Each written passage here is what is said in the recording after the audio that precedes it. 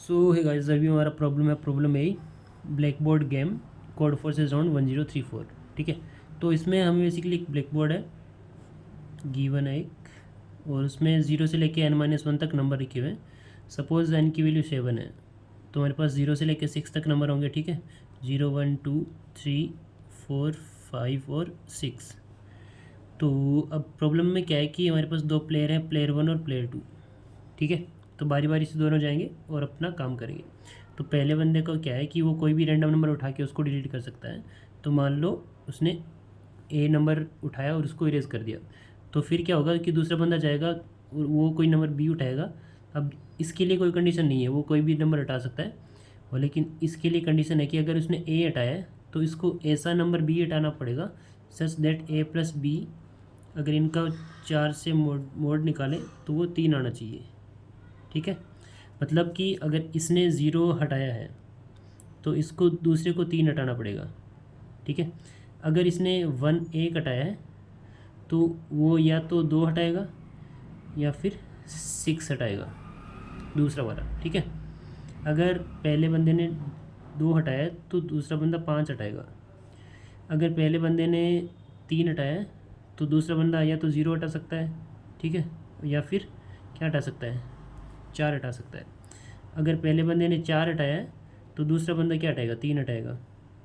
और पहले बंदे ने अगर 5 हटाया तो दूसरा बंदा क्या हटाएगा, 2 हटाएगा। अगर पहले बंदे ने 6 हटाया तो दूसरा बंदा 1 हटाएगा। समझ गए, मतलब उन दोनों का सम और फिर 4 से मोड करने पर उसको 3 मिलना चाहिए, ये कंडीशन है। ठीक है, तो जैसे कि मान लो इसने पहले बंदे गया और 5 इरेज कर दिया, तो अब दूसरे बंदे के पास कोई ऑप्शन नहीं है बचे हुए नंबर्स में से किसी के साथ भी अगर वो सम करे 2 के अलावा, तो फिर उसको मोड 4 के साथ मोड करने पर 3 नहीं मिलेगा। ठीक है, तो 5 और 2 7 होते हैं, 7 का 4 के साथ मॉडुलस कितना आता है, 3 आता है। तो उसके पास एक ही ऑप्शन है, तो वो इसको इरेज कर देगा। अब फिर से पहला बंदा गया और उसने 3 को इरेज कर दिया मान लो। ठीक है, अब 3 को इरेज करने पर उसके पास दूसरे प्लेयर के पास 2 ऑप्शन बच गए, एक तो 0 और एक 4, क्योंकि 0 और 3 इन दोनों का भी सम 3 होगा और मॉडुलस 4 करने पर 3 आएगा, और 3 और 4 इन दोनों का सम करने पर 7 होगा। ठीक है, और 7 का 4 से मोड करने पर वो भी 3 आएगा। ठीक है, तो अगर इसने 3 ही इरेज किया तो इसके पास 2 ऑप्शन है, या तो 4 को इरेज करे या फिर 0 को इरेज करे। कोई भी किसी को भी इरेज कर सकता है, ये मतलब उससे कुछ फ़र्क नहीं पड़ेगा। तो मान लो इसने 0 को इरेज कर दिया। अब हमारे बचे हुए नंबर्स कौन से हैं, 1 बचा हुआ है, 4 बचा हुआ है और 6 बचा हुआ है। तो ये तो हमें इतना तो क्लियर है कि एक राउंड में हमारे 2 नंबर डिलीट हो रहे हैं, एक ये डिलीट कर रहा है और एक ये डिलीट कर रहा है। ठीक है, तो अब हारेगा कौन, हमें ये बताना है। तो जो प्लेयर अपनी चाल नहीं चल सकता वो हार जाएगा। ठीक है, मान लो कि प्लेयर 1 गया और इसको इस यहाँ पे कोई भी नंबर नहीं मिला, मतलब लास्ट नंबर इस बंदे ने हटाया है, उसके केस में प्लेयर 1 हार जाएगा। और प्लेयर 2 के या तो यहाँ पे कोई नंबर ना मिले या फिर कोई ऐसा नंबर ना मिले जिससे ए प्लस बी का मोड 4 करने पर 3 मिल जाए। ठीक है, तब हमारा प्लेयर 2 हार जाएगा। ओके, अब हमें ये चीज़ तो क्लियर है कि अगर हमारे पास यहाँ पे ओड नंबर है, ठीक है, ओड नंबर ऑफ एलिमेंट्स हैं, तब हमेशा प्लेयर 1 ही जीतेगा, प्लेयर 2 हार जाएगा। क्यों, क्योंकि एक राउंड में क्या हो रहा है, एक नंबर इसने डिलीट किया, एक नंबर इसने डिलीट किया, फिर हर बार 2 नंबर डिलीट हो गए। उसके बाद नेक्स्ट किसकी बारी आएगी, फिर से इसकी बारी आएगी। तो अगर हमारे पास इवन नंबर ऑफ एलिमेंट्स है तो पहले 2 गए, फिर 2 गए, फिर 2 गए, और लास्ट में एक एलिमेंट बचेगा जो कि प्लेयर 1 डिलीट कर देगा।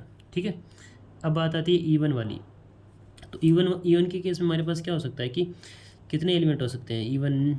अगर इवन है तो उसका 4 से मोड निकालने पर क्या आ सकता है, या तो 4 इंटू एन प्लस 0 या फिर 4 इंटू एन प्लस 2, ये दोनों वैल्यूज़ हमारी इवन हो सकती है। समझ रहे हो, मतलब कि हमारे पास अगर 0 1 2 3 4 1 2 3 4 5, ठीक है, अगर एन की वैल्यू 6 है, एन इक्वल्स टू 6, मतलब वो इवन है। ठीक है, एक तो ये केस हो सकता है, या फिर एन की वैल्यू 8 हो, 1 2 3 4 5 6 7 और 8, ये भी इवन है। बट ये क्या है, 4 इंटू एन प्लस 0 है, और ये क्या है 4 इंटू एन प्लस 2 है। 4 इंटू एन प्लस 2, ठीक है। यही दो केस बच गए, ठीक है। बाकी केस में तो, ओड वाले केस में तो हमें पता है, मतलब 4 इंटू एन प्लस 1 और 4 इंटू एन प्लस 3, इन दोनों केस में हमें से क्या होगा, प्लेयर 1 जीतेगा, जो कि कौन है, एलाइस, ठीक है। अब इन दोनों में चांस है कि प्लेयर 2 जीत जाए। पहले हम ये वाला देखते हैं, इसमें क्या होगा।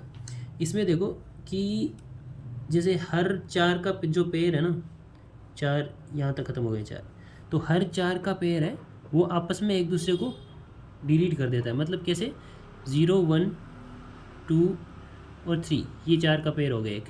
तो अगर पहला बंदा 0 चूज़ करता है तो दूसरा बंदा 1 चूज़ कर लेगा, सॉरी 1 नहीं बोल रहा, 3 चूज़ कर लेगा, ठीक है। तो 0 + 3 कितना होता है, 4 होता है। अगर पहले बंदे ने 1 चूज़ किया तो दूसरा बंदा क्या चूज़ कर लेगा, 2 चूज़ कर लेगा। 2 + 1 3 होता है, तो उसका मोड निकालेंगे तब भी 3 आएगा। अगर पहले बंदे ने 2 चूज़ किया तो दूसरा बंदा 1 चूज़ कर लेगा, ठीक है। तो 2 + 1 कितना हो गया, 3 हो गया। अगर पहले बंदे ने 3 चूज़ किया तो दूसरा बंदा 0 चूज़ कर लेगा। मतलब यहाँ पे हमारे पास एक परफेक्ट पेयर बन रहा है, 0 3 और 1 2, हर 4 के पेयर में। तो जैसे अगर हमारे नेक्स्ट 4 नंबर आते हैं यहाँ पे 4 5 6 और 7, यहाँ से 8 नहीं आएगा, ठीक है। अब ये चारों में से आपस में ये एक पेयर बना रहे हैं, जैसे कैसे 4, हाँ 7 और 4, 7 और 4, 4 और 7, ठीक है 11, 5 और 6 11। अब इन दोनों का सम 11 हो रहा है, ठीक है। 11 मॉडुलस 4 कितना होता है, 3 होता है। ये भी 11 हो रहा है, 11 मॉडुलस 4 कितना होगा, 3। तो अगर पहले बंदे ने 4 चूज़ किया तो दूसरा बंदा क्या चूज़ कर लेगा, 7 कर लेगा। तो ये आपस में गए।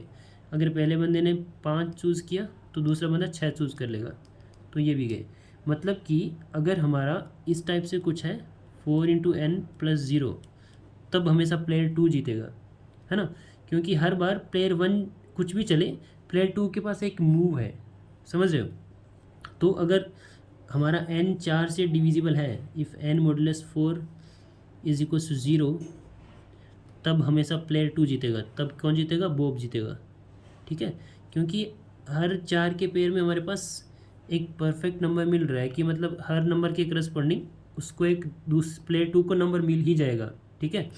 लेकिन अगर ये वाला केस है हमारा 4n + 2 वाला, मतलब 0 1 2 और 3 ये हो गया, उसके बाद 4n + 2, मतलब यहाँ पे 4 और 5 दो एक्स्ट्रा एलिमेंट और है, ठीक है। ये वाला केस हो, या फिर यहाँ पे 4 4 एंड 2 एक्स्ट्रा एलिमेंट और, तो ये 4n + 2 हो गया, ठीक है। अब इसमें देखो ये आपस में कैंसिल हो जाएंगे, ये आपस में कैंसिल हो जाएंगे। अब फिर से प्लेयर 1 की बारी आएगी, तो ये दोनों जो है ना, वो नंबर बनेगा नहीं। मतलब यहाँ से देखो ये क्या है, 4n + 0 है, 4n + 0, और ये क्या है 4n + 1, 4n + 1। तो यहाँ पे 4 से अगर रिमाइंडर निकालेंगे तो 1 मिलेगा उसको, 3 नहीं मिलेगा।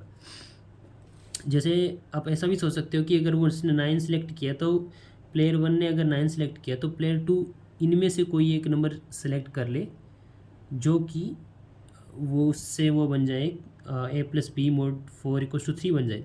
लेकिन फिर यहाँ पे कोई एक नंबर बच जाएगा लास्ट में, जो कि उसको एक उसका पेयर नहीं मिलेगा, ठीक है। तो मैं बस यही कहना चाह रहा हूँ कि यहाँ पे हर 4 के ग्रुप में एक कॉम्बिनेशन बनेगा, जिसको अपने अल्टरनेटिव नंबर मिल जाएगा, ठीक है। तो अब बाकी दो जो नंबर होंगे वो लास्ट में बच जाएंगे, और प्लेयर 1 अगर वो नंबर सेलेक्ट करेगा तो प्लेयर 2 को वो नंबर नहीं मिलेगा जिससे वो a + b mod 4 = 3 कर सके। तो इस केस में वो प्लेयर 1 जीत जाएगा। तो प्लेयर 1 किस केस में जीत रहा है, अगर ओड है तब भी जीत रहा है। ओड वाला कौन सा केस है, 4n + 1 4n + 2। और इवन वाले केस में 4n + सॉरी वो 4n + 1 और 4n + 3 बोला मैंने यहाँ पे, ठीक है। इवन वाले केस में 4n + 2 है, इन दोनों केस में प्लेयर 1 जीतेगा, और इस केस में भी प्लेयर 1 जीतेगा। और लेकिन 4n + 0 है तब प्लेयर 2 जीतेगा, ठीक है। मतलब प्लेयर 2 कब जीतेगा, ओनली अगर हमारा n 4 से मल्टीपल है तो। मतलब हमें ये करना है कि इफ़ n मॉडुलस 4 = 0, तब जीतेगा बॉब, एल्स में जीतेगा Alice. I hope it's very clear. Code बहुत छोटा सा है बट इसको समझना थोड़ा सा ट्रिकी था बस। बाकी thank you so much for watching the video. Bye bye.